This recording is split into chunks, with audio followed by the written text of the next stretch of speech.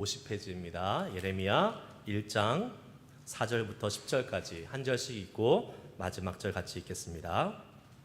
여호와의 말씀이 내게 임하니라. 이르시되 내가 너를 모태에 짓기 전에 너를 알았고 내가 배에서 나오기 전에 너를 성별하였고 너를 여러 나라의 선지자로 세웠노라 하시기로 내가 이르되 슬프도소이다.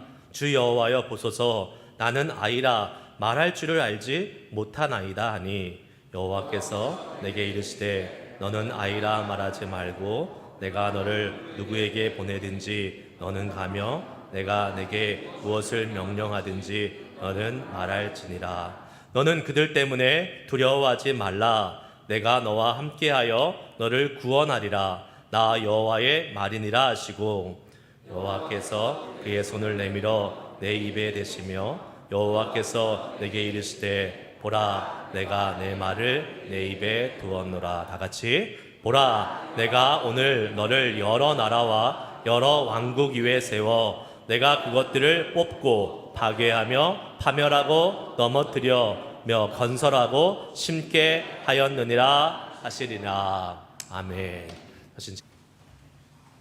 자, 우리 한번 이렇게 인사하겠습니다. 오랜만에 하나님이 하십니다. 하나님이 하셨습니다. 하하하하. 이렇게 한번 옆 사람을 크게 웃어주시기 바랍니다. 하하하하. 하하하하. 하나님이 하시고 하나님이 일하시고 계심을 우리가 인정하고 선포하는 우리 모두가 될 수 있기를 간절히 소망합니다. 축복합니다. 오늘 말씀 제목 한번 따라해 보겠습니다. 부르심 부족해도 괜찮습니다. 아멘. 아멘. 여러분, 우리가 누군가의 선택을 받는다는 것은 기분 좋은 일입니다. 기쁜 일이죠. 그리고 우리는 이 땅을 살아가면서 누군가의 선택을 받기 위해서 부단히 노력합니다. 왜 그렇습니까? 선택받고 싶은 사람은 많은데 선택해주는 사람은 적습니다. 결국은 우리가 살아가는 이 땅, 이 사회의 구조가 결국은 경쟁 구조이기 때문에 그렇지요. 그러니까 선택받을 수 있는 그 문턱이 좁아요. 그래서 우리는 어떻게 해서든지 다른 사람들보다 더 나은 나의 조건을 내세우면서 나를 뽑아주세요, 나를 선택해주세요 라고 구하고 요청하는 것이 우리가 살아가는 인생의 연속이지 않나라는 생각을 해보게 됩니다. 올해 저희 첫째 아이가 대학을 갔습니다. 대학 보내신 분들은 아실 것이고 또 대학을 준비하는 입장에 계신 분들도 아마 아실 것입니다. 이 대학은 또한 자기가 학교로부터 선택을 받는 거잖아요. 이 땅에 공부 잘하는 애, 조건 갖춘 애들 많습니다. 그러니까 어떻게 해서든지 자기를 잘 피하라고 알려서 나를 뽑아주세요 하는 것이 대학 입시인 거예요. 그런데 대학에는 정원이 정해져 있습니다. 다 갈 수 없는 겁니다. 그래서 좋은 대학, 더 나은 대학으로 사람들은 지원을 해서 거기에 선택이 되면 좋아라 하고 떨어지면 또 좀 기분도 나쁘고 낙심도 되고 그러는 것 아니겠습니까?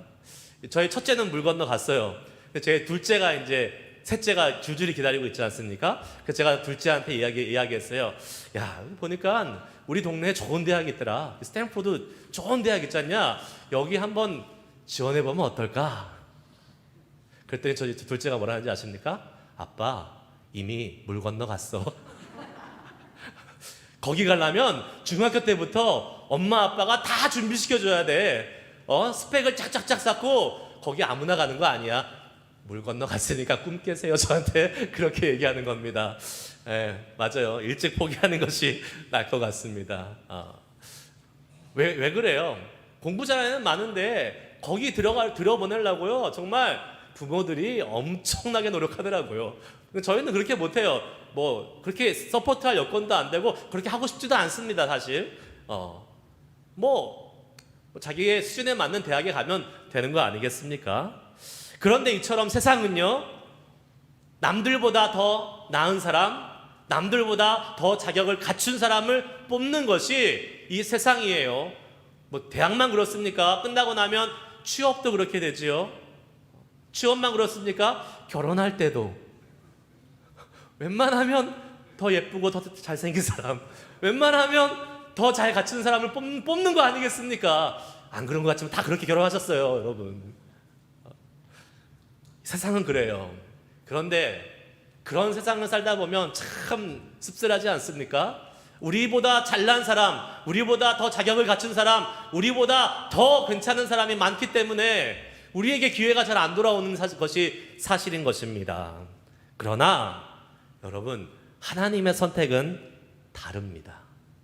어떻게 달라요? 하나님은요, 더 자격을 갖춘 사람만 뽑으신 분이 아니에요. 하나님은요, 오히려 자격이 없는 사람들을 더 많이 부르십니다. 믿으십니까? 예, 더 자격이 없는 사람들을 오히려 더 많이 뽑으세요. 그래서 이것이 은혜고 이것이 우리에게 소망을 주는 것입니다. 할렐루야. 아멘. 자, 오늘 본문 말씀, 여러분, 예레미야 선지자가 선지자로 하나님의 사람으로 부르심을 받는 그러한 본문의 말씀을 같이 읽었습니다. 그런데 참 이상해요. 성경을 많이 보세요. 그러면 대부분 다 하나님이 부르시는 사람들은 뭐라고 대답합니까? 안 돼요. 하나님, 난 준비가 안 됐어요. 나는 약해요. 나는 어린아이예요. 나는 말을 할 줄 몰라요. 다 이렇게 얘기합니다. 하나님, 준비됐어요. 나 뽑으세요. 이렇게 얘기한 사람을 본 적이 없어요. 그렇죠. 예레미야도 오늘 말씀에 뭐라고 얘기합니까? 나는 어린아이라 말을 할 줄 모릅니다. 그러니까 나는 안 됩니다. 라고 이야기하는 것이 첫 번째 이유였습니다. 그러면서 예레미야 본인도 생각하기에 이것이 너무나 슬프고 너무나 한탄스러운 일인 거예요. 왜요? 위대하신 하나님에게 쓰임받을 수 있는 기회가 왔는데 자기가 준비되지 않고 자격이 안 되고 부족하다는 사실을 아니까 너무나 통탄할 일인 거예요. 그래서 뭐라고 얘기했습니까? 슬프도소이다. 6절 말씀해 보니까 내가 이르되 슬프도소이다. 주 여호와여 보소서 나는 아이라 말할 줄을 알지 못한 아이다 하니. 슬프다고 얘기하고 있습니다. 여러분, 누군가의 선택을 받을 때에, 특별히 정말 위대하고 높으신 사람에게 선택을 받을 때에, 아니 그 사람이 아니라 하나님께 선택을 받을 때에 그게 얼마나 귀한 일이고 얼마나 영광스러운 일입니까? 그런데 내가 준비가 안 돼 있어요. 내가 자격이 없어요. 그러면 그건 슬픈 일입니다. 보통 우리가 이제 교회에서 어떠한 일을 맡길 때에 사람들한테 아이고 집사님, 뭐 형제님, 자매님, 이 일을 한번 해보시면 어떻겠습니까? 라고 하실 때 제안을 할 때에 제일 먼저 들려오는 대답은 무엇입니까? 아유, 저는 그럴 만한 사람이 아닙니다. 저는 자격이 없습니다. 이렇게 이야기를 합니다. 그리고 한국 사람은 꼭 그렇게 얘기해야 돼요. 그렇게 얘기 안 하면 뭐라고 얘기해요? 아유, 저 교만한 사람. 이렇게 얘기해야 돼요. 그러니까 예의상은 꼭 한번 그렇게 얘기해야 됩니다. 난 자격이 안 돼요. 보통 그렇게 얘기하지요. 그게 겸손이고 한국 사람들의 그 문화상에는 미덕이라고 이야기를 합니다. 그런데요, 예레미야는 겸손한 게 아니었어요. 진짜 준비가 안 됐어요. 진짜 자격이 없었어요. 진짜 아이였어요.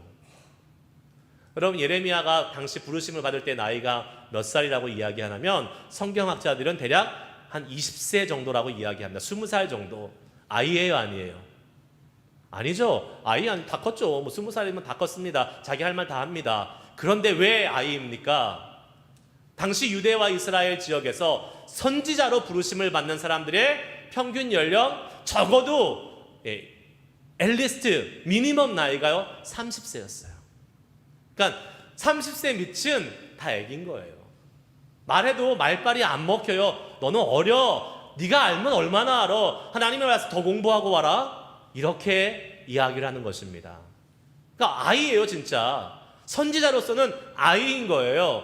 내가 할 말을 해도 말빨이 먹히지 않는 어린아이와 같은 자격이 지금 수준이 예레미야에게 지금 주어진 것입니다.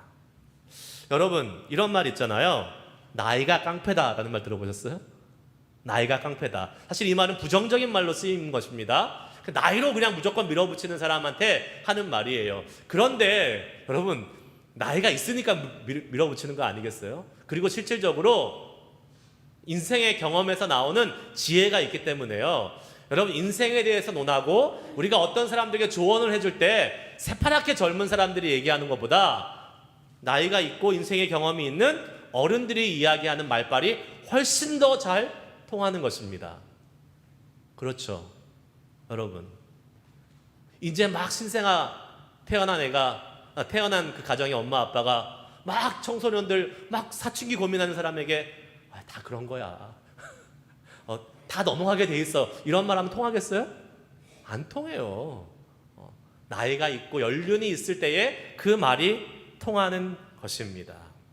예레미야는 객관적으로 연륜적으로 봤을 때에 선지자로서 부족한 사람이에요. 아직 준비가 되지 않은 사람입니다. 적어도 10년은 더 기다려야 될 사람이에요.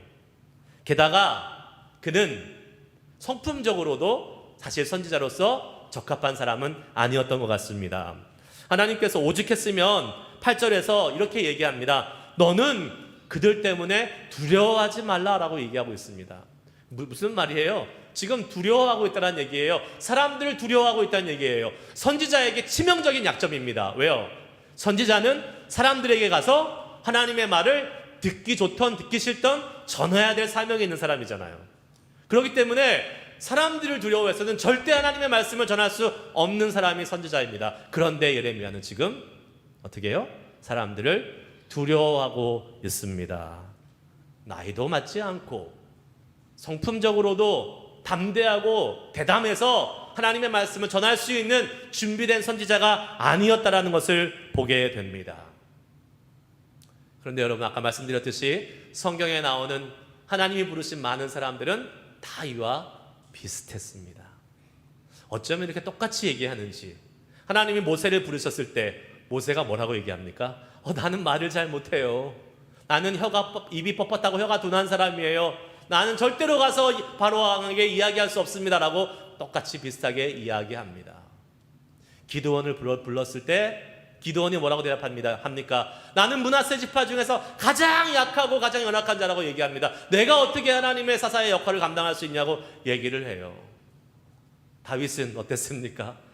그 가문에서 가장 막내, 가장 꼬맹이. 그래서 하나님이 기름 부어서 왕을 세우려고 했을 때에 그 후보에도 들지 못했고 나오지도 않았습니다. 나중에 간신히 찾아와서 여기 한 명 남아있는데요 라고 해서 왕으로 기름 부음을 받았던 사람이 다윗 아니겠습니까?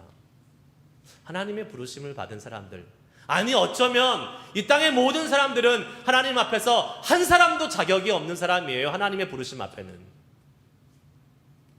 그런데 그렇게 자격이 없는 사람, 그렇게 부족한 사람들을 하나님께서는 부르셔서 쓰시겠다라고 말씀하고 있습니다. 그것이 은혜이고 그것이 우리에게 큰 소망이 되는 줄 믿습니다. 그럼 왜 이렇게 부족하고 약한 자들을 주님은 부르셔서 사용하고 있는지, 왜 우리가 연약하고 부족해도 하나님께 부르심을 받을 수 있는지를 오늘 말씀을 통해서 한번 살펴보면서 은혜를 나누기 원합니다. 자, 부족해도 한번 따라해 보시기 바랍니다. 말씀이 임하면 괜찮습니다. 네, 말씀이 임하면 괜찮은 거예요. 4절 말씀 한번 보겠습니다. 같이 한번 읽어볼까요? 오늘 본문 말씀 시작. 여호와의 말씀이 내게 임하니라 이르시되. 지금 예레미야에게 여호와의 말씀이 임했다라고 말씀하고 있어요. 그리고 1장의 말씀을 보면요, 여호와의 말씀이 내게 임한다는 이 반복되는 말씀이 무려 4번이나 계속 반복되고요, 예레미야서를 읽어보면 여호와의 말씀이 임했다라는 이 표현이 계속 지속되는 것을 보게 됩니다. 부족한 예레미야가 하나님의 선지자가 될 수 있었던 가장 큰 이유는 여호와의 말씀이 그에게 임했기 때문에 그렇습니다. 선지자, 하나님의 말씀을 전하는 자입니다. 하나님의 말씀을 전하는 사람에게 가장 중요한 것이 무엇일까요? 아까 말씀한 대로 나이, 아니면 연륜, 말빨, 아니면 사람들의 인정받는 것, 그것도 중요할 수 있습니다. 하지만 가장 중요한 게 있습니다. 그것이 뭐예요? 하나님의 말씀을 전해야 되는데 하나님의 말씀이 있어야 될 거 아니에요. 하나님의 말씀이 임하면 되는 거예요. 그것으로 게임 끝입니다. 전할 하나님의 말씀이 있으면 되는 거예요.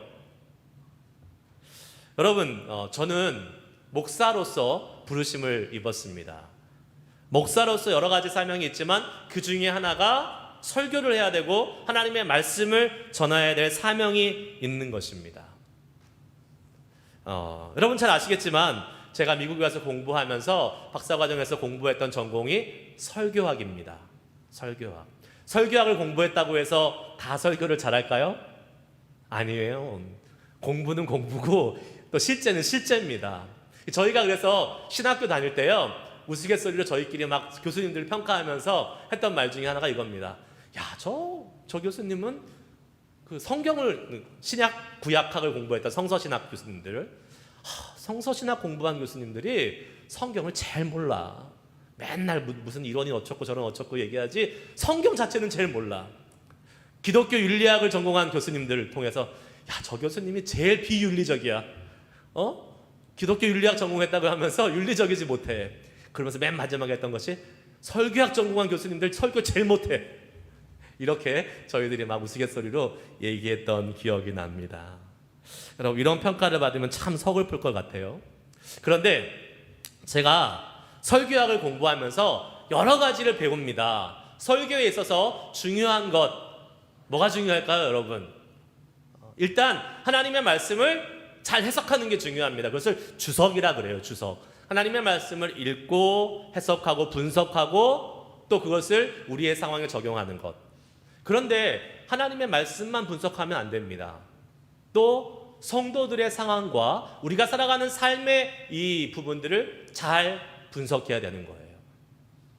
그러니까 말씀과 텍스트와 컨텍스트를 같이 함께 잘 분석하고 이해하는 것이 필요합니다. 뿐만 아닙니다. 네, 딜리버리가 중요해요. 우리가 전화할 때 커뮤니케이션 스킬이 중요해요. 막 말을 제가 더듬는다고 생각해 보세요. 여러분 듣기 편하시겠어요? 제가 말 안 더듬는 것을 감사하게 생각하시기 바랍니다. 기왕이면 산적 같은 외모보다는 그래도 그냥 봐줄 만한 외모가 좋지 않겠습니까? 제가 막 머리 산발하고 나와서 그냥 하는데 말씀은 좋아요. 그러면 좋겠어요? 아니죠. 기왕이면 이런 것들이 잘 갖춰져 있으면 좋습니다. 그런데 이러한 모든 외적인 조건이 아무리 갖춰져 있다 할지라도 성령님께서 임하지 않으시면 그 말씀에는 아무런 능력이 없는 것입니다. 성령이 임한다는 건 뭐예요? 하나님의 말씀의 능력이 임한다는 거예요. 하나님의 영으로 성령께서 말씀으로 임하셔서 설교하는 사람에게, 설교자에게 그 하나님의 말씀의 능력을 가지고 전할 수 있도록 하시는 것, 그것이 설교자에게 가장 중요한 것입니다. 그러면 아까 말한 것들이 조금 부족해도 다 용납이 됩니다. 여러분도 많이 느끼시잖아요. 여러분 설교 많이 들으시죠? 요새 인터넷에 얼마나 설교 많습니까? 좋은 말씀이 그냥 널려 있습니다. 같은 본문을 가지고 같은 주제를 가지고 여러 목사님들이 설교하잖아요. 그런데 어떤 설교자로부터는 그 설교를 들을 때에 가슴이 찌릿찌릿합니다. 우리의 막 마음이 움직여요. 그런데 어떠한 목사님, 어떠한 설교자로부터 들을 때는 그냥 뉴스 듣는 거예요. 좋은 정보, 좋은 인포메이션을 듣는 거예요. 왜 그렇습니까? 저는 확실하기를 하나님의 말씀이 임하여서 전하는 설교는 우리의 심령을 변화시키는 겁니다. 그런데 하나님의 말씀이 아니라 그냥 열심히 공부해서 나름대로 그냥 목사님의 그냥 지식을 가지고 전달하는 그 설교는 그냥 뉴스예요. 정보 전달이에요. 거기서 끝나는 거예요. 그것을 우리가 누구보다 더 잘 알고 있습니다. 여러분, 하나님의 말씀을 전하는 자에게 임하여서 그 설교자로부터 나오는 말씀이 능력의 말씀이 될 수 있다는 사실을 믿으시기를 축복합니다. 그것이 성경의 진리예요. 히브리서 4장 12절 말씀 우리가 한번 믿음으로 고백하며 읽겠습니다. 시작. 하나님의 말씀은 살아있고 활력이 있어 좌우의 날선 어떤 검보다도 예리하여 혼과 영과 및 관절과 골수를 찔러 쪼개기까지 하며 또 마음의 생각과 뜻을 판단하나니. 아멘. 하나님의 말씀이 그렇다는 겁니다. 여러분, 우리가 하나님의 말씀을 들을 때에 하나님의 말씀이 하시는 능력이 나타나기를 축복합니다. 만약에요, 여러분 지금 말씀 듣고 계시잖아요? 근데 내 마음이 밍숭맹숭해요. 아무런 변화가 없어요. 그러면 둘 중에 하나는 문제가 있는 겁니다. 말씀을 전하는 제가 문제가 있거나 말씀을 받는 여러분의 문제가 있거나 둘 중에 하나는 문제가 분명히 있는 거예요. 왜요? 하나님의 말씀은 살아있고 능력이 있다 그랬어요. 근데 그 능력이 안 나타나고 있으면 둘 중에 하나는 지금 문제 있는 거예요. 그렇죠. 저는 말씀드렸습니다. 잠도 못 자면서 열심히 말씀을 준비하고 열심히 기도하고 말씀을 가져왔으니까 말씀 은혜 못 받으면 누구 책임이다? 네, 대답은 여러분이 하시기 바랍니다. 여러분, 우리가 말씀 앞에 나아갈 때 말씀 전하는 저뿐만 아니라 말씀 받는 여러분도 반드시 기도하셔야 돼요. 반드시 기도하셔야 돼요. 하나님, 제가 오늘 말씀을 들을 때에 이 하나님의 말씀이 내 영과 혼과 및 관절과 골수를 찔러 쪼개는 능력의 하나님의 말씀이 나에게 임하게 하여 주시옵소서. 나도 어쩔 수 없는 나의 마음을, 생각을 주님께서 감찰하시고 살피시고 변화시키셔서 행여 주님으로부터 멀어졌던 내 마음을 주님께 돌리시고 새롭게 하시는 하나님의 놀라운 은혜를 이 말씀을 통하여 경험하게 하여 주시옵소서. 그 마음을 가지고 여러분 말씀을 들으시면, 저는 약속드리잖아요. 저는 열심히 준비한다니까요. 저는 최선을 다해 준비할 테니까 여러분 그 마음으로 기도하고 오셔서 말씀을 들으시면 이 약속된 하나님의 말씀의 능력이 저와 여러분 가운데 충만히 나타날 것을 믿습니다. 아멘. 그리고 여러분들은 저를 위해서도 기도해 주셔야 돼요. 말씀 전하는 저를 위해서 기도해 주셔야 됩니다. 제가 뭐 아무리 밤낮을 세우고 날 세우면서 잠 안 자면서 말씀을 준비하면 뭐 하겠습니까? 하나님의 말씀의 능력이 임하지 않으시면 아무 소용이 없는데, 그러면 전하는 저도 힘들고요, 듣는 여러분도 힘들어요. 말씀에 능력 없는 말씀을 듣는 여러분 얼마나 힘들겠어요. 3, 40분 고생하다가 가는 겁니다. 고생하기 싫으시면 저를 위해서 기도하셔야 돼요. 예, 기도해 주셔야 됩니다. 그 기도에 하나님 응답하십니다. 예. 그러면 비록 제가 설교에 잠깐 죽을 쓴다 할지라도 여러분 기도하고 오셨으면 이해가 돼요. 마음이 너그러워져서 풍성해져서 목사님 좀 피곤하셨나 보다. 이렇게 너그러운 마음으로 말씀을 들으면 은혜가 되겠죠. 제가 오늘 제 디펜스를 되게 많이 하는 것 같아요. 아무튼 여러분, 기도하고 말씀 들으면 하나님의 말씀이 임하기를 소망하면서 말씀을 들으면 주의 말씀의 능력이 우리 가운데 펼쳐지는 것입니다. 할렐루야. 아멘. 근데 여러분, 말씀이 임하는 은혜는 설교하는 설교자에게만 필요한 것이 아닙니다. 왜요? 여러분들에게도 반드시 필요한 거예요. 하나님의 말씀은 부르심을 받아서 말씀을 전하는 저에게만 필요한 것이 아니라 이 땅을 살아가는 모든 그리스도인 여러분에게도 필요한 것입니다. 왜요? 우리는 하나님의 말씀이 없이는 절대로 온전한 길, 바른 길, 하나님이 원하시는 길을 갈 수 없기 때문에 그렇습니다. 자, 우리가 잘 아는 말씀이지요. 시편 119편 105절 말씀 같이 읽습니다.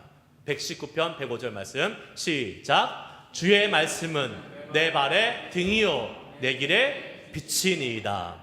아멘. 믿으십니까? 하나님의 말씀이 내 발의 등이라 그랬고 내 길의 빛이라 그랬어요. 여러분, 이것이 왜 중요합니까? 우리가 지금 살아가는 시대는 지금 죄악이 관영한 시대, 죄가 더 깊어진 시대, 죄가 더 아주 교활하고 아주 은밀한 방법으로 우리를 속이면서 우리를 넘어뜨리려 하고 있는 아주 어두운 시대를 우리가 살고 있어요. 호락호락한 만만한 시대가 아닌 것입니다. 더 악하고 더 어렵고 더 힘든 시대, 이 땅에서 그리스도인들로서의 신앙을 지켜가기가 훨씬 더 어려운 시대, 어둡고 캄캄한 시대를 우리는 살아가고 있다는 거예요. 그런데 이 어둡고 캄캄한 시대에 빛 대신 하나님의 말씀이 없이를 살아간다? 이것은 불가능한 일입니다. 말이 안 되는 일이에요. 그런데 이 불가능한 일, 말이 안 되는 일을 어리석게도 많은 그리스도인들은 하고 있다는 사실입니다. 지금부터 한 3, 4년 전에 한국에 있는 어떤 기독교 연구소에서 조사했습니다. 설문조사했습니다. 700명의 크리스찬을 대상으로 해서 조사해봤어요. 당신은 얼마나 자주 성경을 읽습니까? 그러니까 성경을 매일 읽는다라는 교인이 19.5%가 나왔습니다. 그러니까 10명 중에서 2명만 매일 성경을 읽는 거예요. 그러면 나머지 8명은 뭐예요? 매일 성경을 안 읽는다는 거죠. 그러면 그 말은 뭐예요? 매일 하나님의 말씀대로 살아가는 사람은 10명 중에 2명에 불구하고 8명은 하나님의 말씀과 상관없이 사는 사람들입니다. 빛이 없고 등이 없는데 어떻게 하나님의 말씀의 길을 갈 수 있겠어요? 없는 거예요. 심지어 일주일 내내 성경을 한 번도 열어보지 않는다고 대답한 사람이 25%가 됐습니다. 4명 중에 1명은 일주일 내내 성경을 한 번도 열어보지 않는다는 거예요. 여러분, 통계는 거짓말을 안 합니다. 통계는 정확한 거예요. 그러면 우리 중에서도 25% 4분의 1은 하나님의 말씀과 상관없는 삶을 일주일 내내 살아간다는 겁니다. 우리 가운데 그런 사람이 없다고 우리가 어떻게 장담할 수 있겠습니까? 다 와서 주일날은 거룩하게 하나님의 말씀을 듣고 있지만 실제로 우리 월요일부터 토요일까지 우리의 삶은 하나님의 말씀과 상관없는 삶을 사는 사람이 이 자리에 앉을 수도 있다는 거예요. 그러면 그 사람은 무늬만 예수 믿는 사람이지 예수님과 아무 상관없는 삶을 일주일 내내 살아가고 있는 사람입니다. 어떤 사람은 이렇게 말씀할 수 있을지 모르겠어요. 아니, 하나님의 말씀이 임하는 거라며. 하나님의 말씀이 임해야 된다며. 근데 임하는 게 아니라 내가 하나님의 말씀을 지금 찾고 있는 거잖아요. 하나님의 말씀을 읽는다는 것은. 그건 임하는 게 아니잖아요. 아니에요. 여러분, 이 비유가 적당한 비유인지 모르겠지만 일전에 제가 이런 말씀 한번 드렸잖아요. 술을 처음에 마실 때, 자, 사람이 술을 마시지만 술을 마시다 보면 어떻게 된다고요? 술이 사람을 마신다라고 이야기합니다. 좋은 비유는 아니겠지만 말씀이 너무 이 비유랑 찰떡같이 맞아요. 말씀을 처음에 누가 읽어요? 내가 읽어요. 내가 시간을 정해서 내가 정한 분량을 읽습니다. 그런데 여러분 계속 읽어보세요. 어떤 일이 벌어지는지. 나중에는 말씀이 여러분을 읽습니다.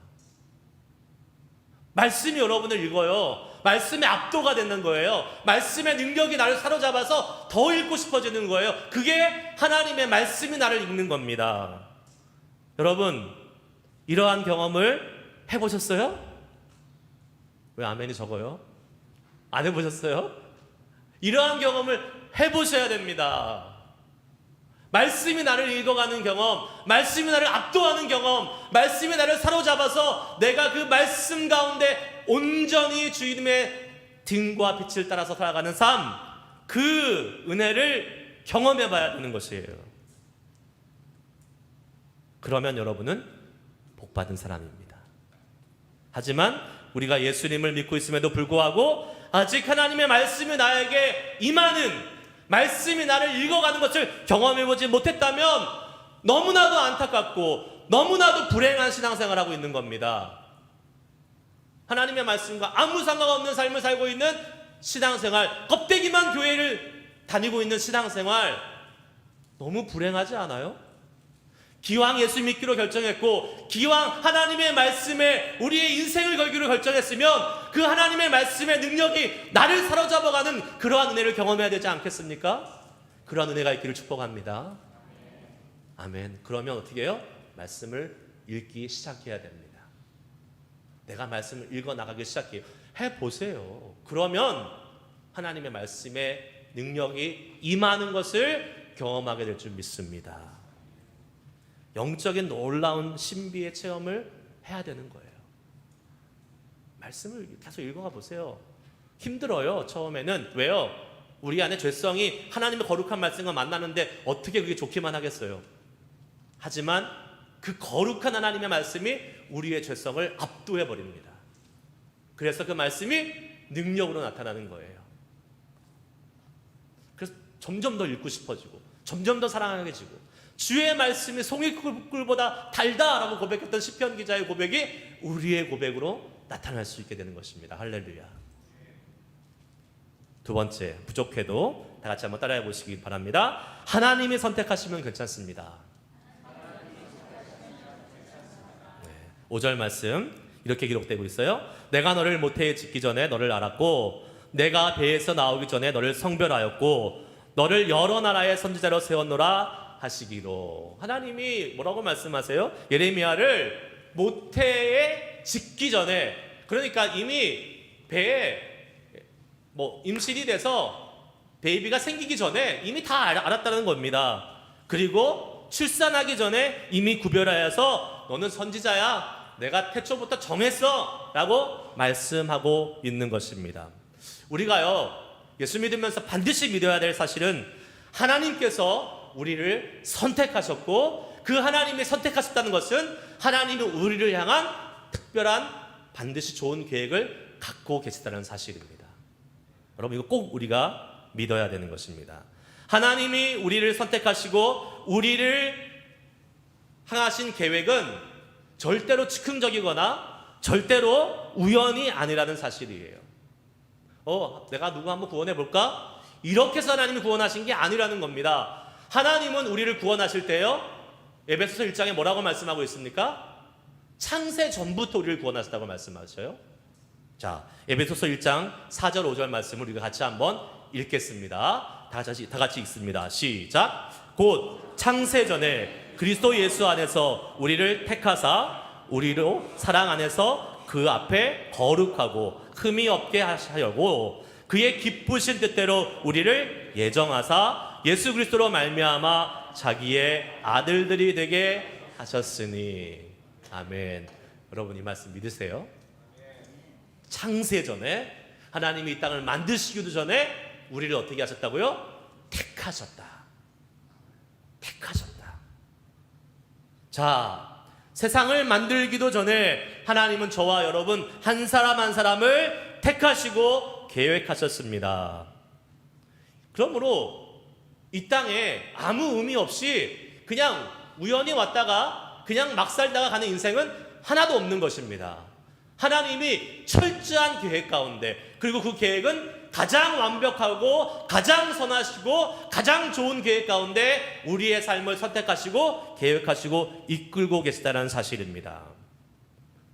혹시 지금 여러분의 인생을 돌아봤을 때에 아쉬운 점도 있을 수 있고 안타까운 점도 있을 수 있고 후회되는 점도 있을 수 있습니다. 아니, 내 인생이 별로 그렇게 큰 영향가가 없는 인생인 것처럼 보일 수도 있습니다. 내가 기대했던 대로 예상했던 대로 흘러오지 않아서 왜 내 인생은 이 모양인가 라고 한탄하고 있는 분도 있을 수 있습니다. 하지만 그래도 괜찮습니다. 왜요?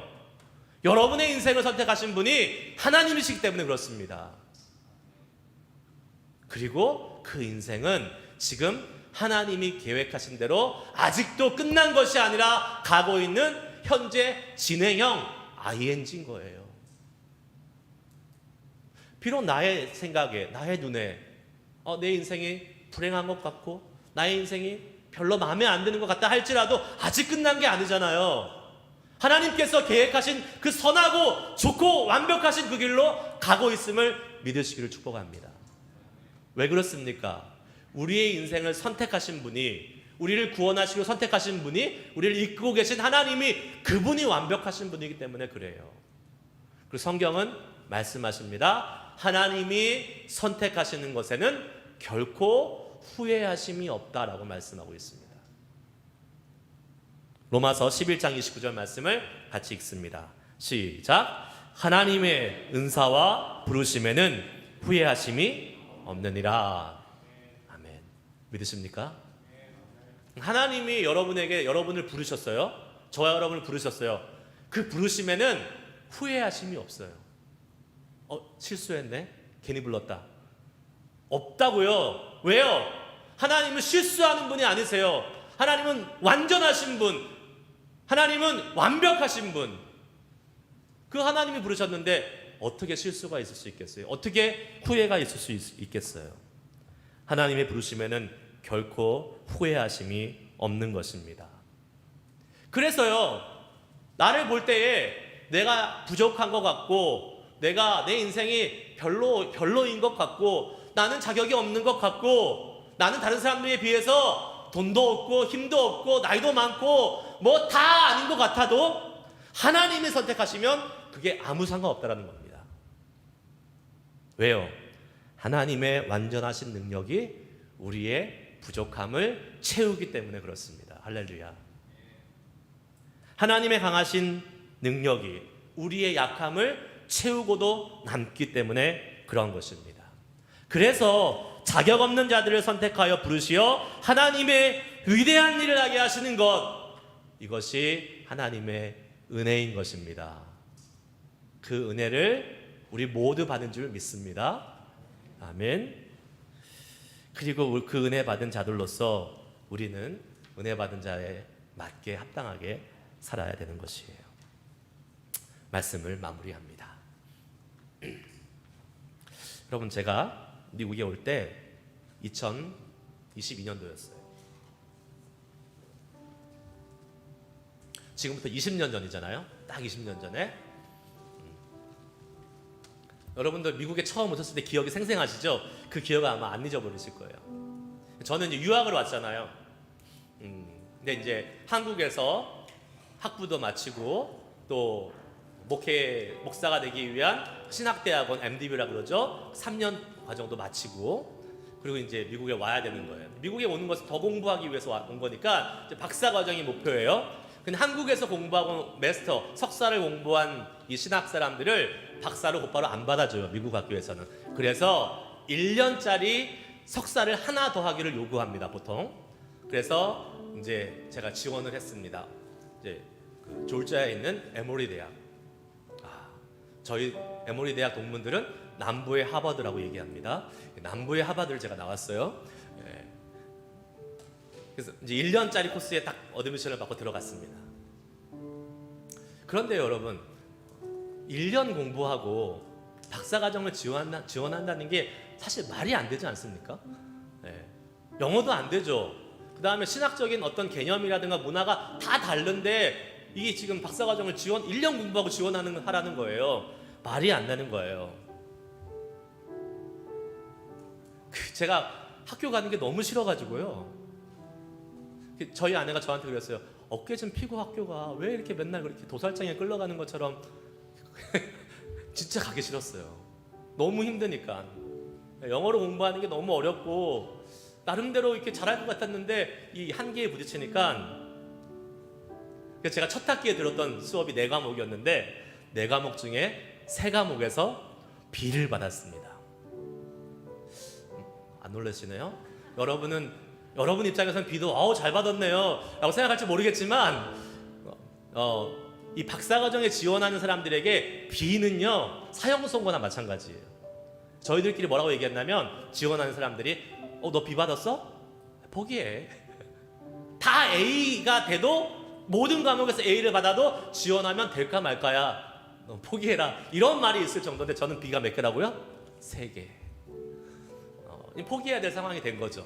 그런데 거기서 끝난 게 아니라 어떤 일이 벌어졌냐면 제가 이제 전공을 구약학을 전공을 선택해서 왔어요. 그런데 이게 공부해보고 나니까 저랑 너무 안 맞는 거예요.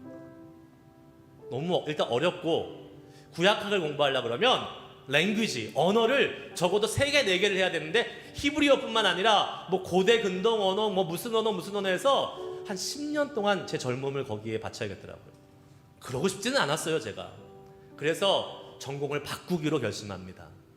기도하면서 바꾸는데 적어도 앞으로 목회할 때 좀 도움이 됐으면 좋겠다. 그래서 실용적인 학문으로 전공을 정합니다. 그게 바로 뭐였냐면 설교학이었어요. 문제는 뭐예요? 박사과정에 지원해야 된다는 겁니다. 너무나 큰 핸디캡입니다. 왜요?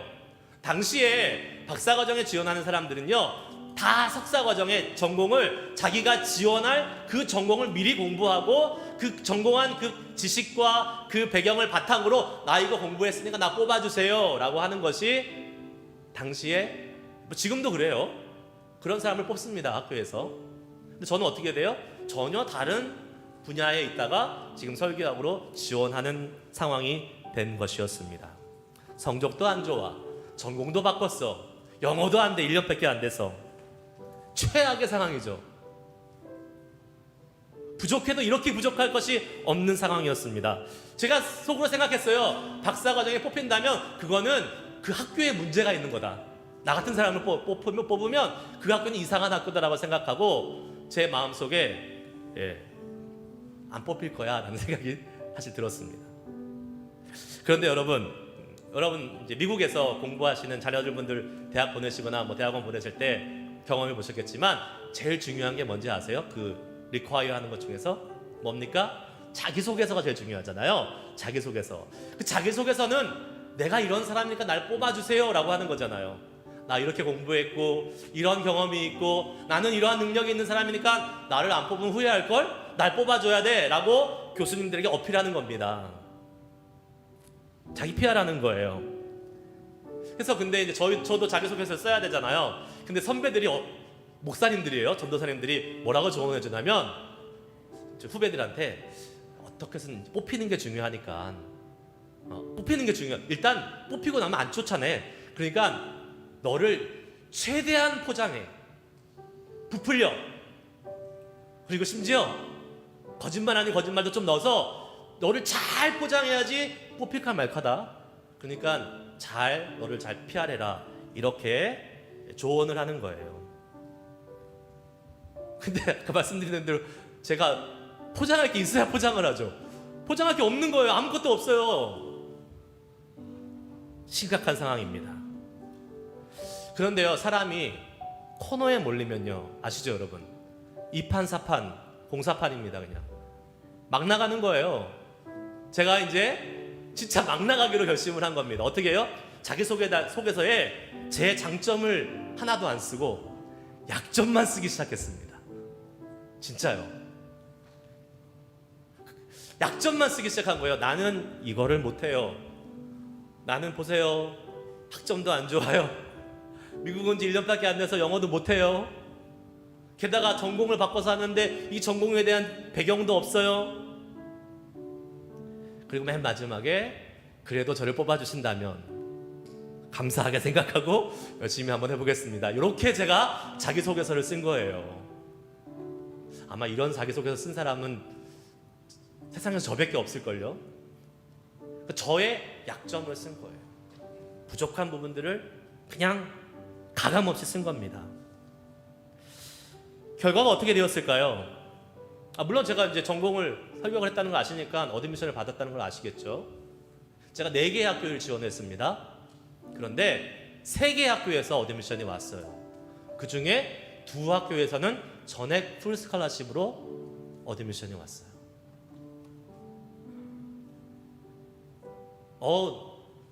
저 자랑하는 거 아니에요. 제 자랑할 거면 나는 자격이 있으니까 합격했어 이렇게 하면서 제가 자랑을 해야겠죠. 자격이 없잖아요. 자격이 하나도 안 되잖아요. 부족하잖아요. 그러니까 누구의 은혜로 합격된 거예요? 하나님의 은혜로 합격된 거예요. 어쩌면 그때 교수님들이 잠깐 실수하셨을지도 모르겠어요. 하나님이 실수하게 하셨는지도 모르겠어요. 눈을 가리신지도 모르겠어요. 하나님의 은혜로 합격한 것입니다. 그래서 저는 알아요. 하나님의 은혜가 뭔지 알아요. 자격 없는 자들을 선택해 주시는 하나님의 은혜가 뭔지를 아는 사람이 되는 것입니다. 여러분이 자격이 없어도 괜찮습니다. 자격이 없어야지만이 하나님의 은혜를 아는 거예요. 내가 능력이 있고 뛰어나고 내가 갖춰져서 하나님께 쓰임 받으면요, 자기가 잘나서 그렇게 된 줄 알아요. 자기가 자격이 있어서 그렇게 된 줄 알아요. 감사할 줄 모릅니다. 겸손할 줄 모릅니다. 그러나 내가 부족하고 내가 자격이 없고 내가 연약하고 내가 가난하고 내가 나이 많고 내가 힘이 없어도 하나님이 그런 나를 부르시고 계시다면, 하나님 나를 사용하여 주시옵소서. 주님, 내가 여기 있사오니 내가 그 부르심에 순종하며 나아가겠습니다. 그 순종의 믿음의 발걸음을 떼잖아요.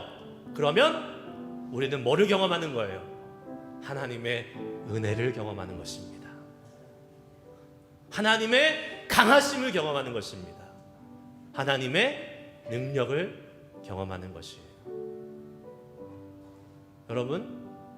여러분 지금 약하십니까? 질병 가운데 있으세요? 괜찮아요. 하나님이 질병 가운데 강함을 보여주십니다. 여러분 나이 많으신 분들 계시잖아요. 연세 많으신 분들. 이 나이에 뭐래? 괜찮아요. 하나님 앞에는 나이가 아무 상관없습니다. 나 걷지도 못하는데 괜찮아요. 누가 선택하셨다고요? 하나님이 선택하셨어요. 주님의 일 해보고 싶은데 경제적으로 어려우세요? 괜찮아요. 하나님은 부유하신 분이에요. 내가 몇 푼 가지고 있다고 그게 하나님의 사역에 큰 영향을 미치지 않습니다. 아무 상관없어요. 부족해도 괜찮습니다. 하나님이 부르시면 하나님은 부르시는 것으로 끝이지 않고 말씀으로 임해 주시고 완벽하신 하나님의 선택을 믿고 나아가는 자에게 그 하나님의 놀라운 능력을 경험하게 해주심을 믿고 오늘도 우리 한 사람 한 사람을 부르셔서 이 땅에서 하나님의 위대한 주의 복음을 전하는 말씀을 전하는 능력 있는 자들로 세워가시는 그 주님의 은혜에 아멘으로 믿음으로 반응할 수 있는 우리 모두가 될 수 있기를 주의 이름으로 축복합니다.